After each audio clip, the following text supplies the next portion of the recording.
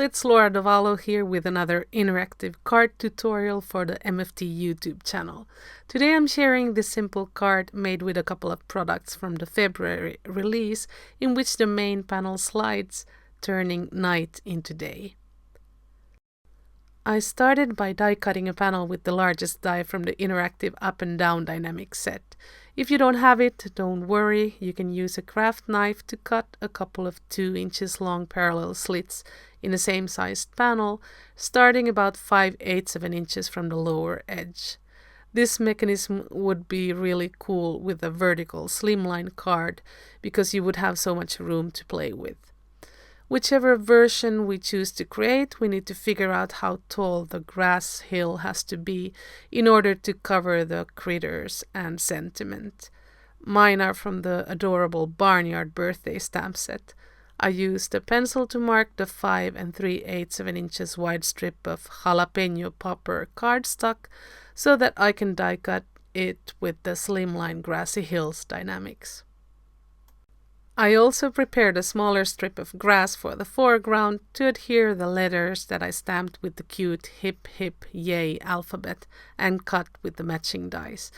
Oh, and the moon is from the Birdie Brown Space Explorer set. Okay, so besides our mechanism panel with the slits, we'll need a slightly shorter main or slider panel.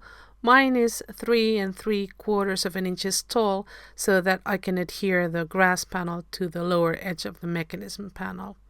Now I'm just quickly going to draw a couple of dots on it so that I can see how much room I have for my critters. And I obviously didn't do a very good job because I ended up having to trim the grass panel, which you'll see later on. The main panel is going to slide all the way up here and the grass is going to cover the lower edge. I ended up stamping the chick slightly above the grass to not cover its legs, and I didn't stamp the legs of the rooster. It was just easier to draw them with a black pen later. I was just about to start ink blending when I remembered to add the masks that I had prepared off camera.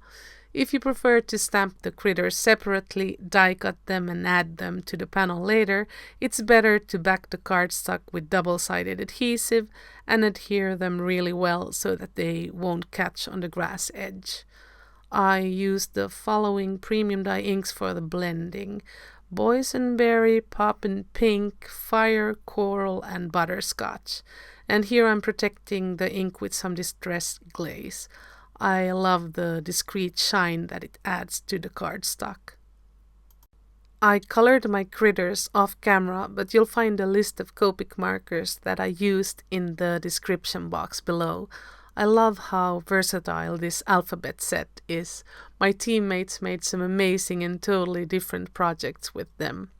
I colored the letters with R37 and R35, and now I'm giving them some wood texture with sharp color pencils. And to complete the farm fence look, I added nails with a multiliner pen. Okay, it's time to assemble the card. We'll need these little pieces from the interactive up and down dynamics or similar strips of paper to link the ink blended sliding panel to the mechanism panel. I'm folding them in half and sort of wrapping them around the edge of the slits.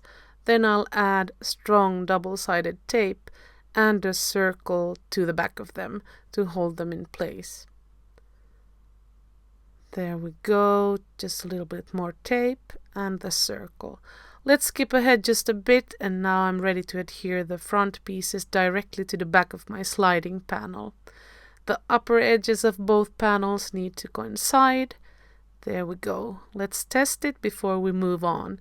It looks good, so now we can add foam tape to the back of the mechanism panel and adhere it to the card base.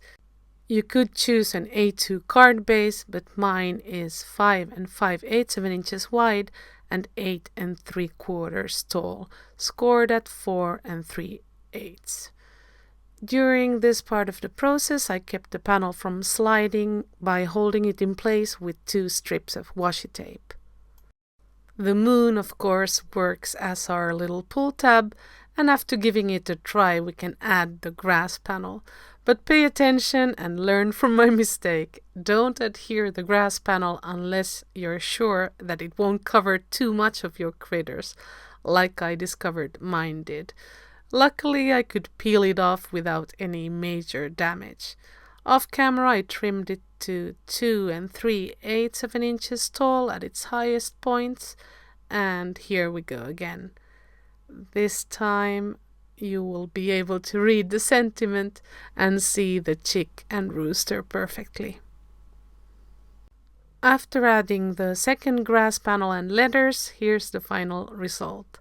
I hope you enjoyed this tutorial. Remember to check out the description box for a list of products, markers and measurements. Thank you so much for your visit. Bye bye, hasta la próxima.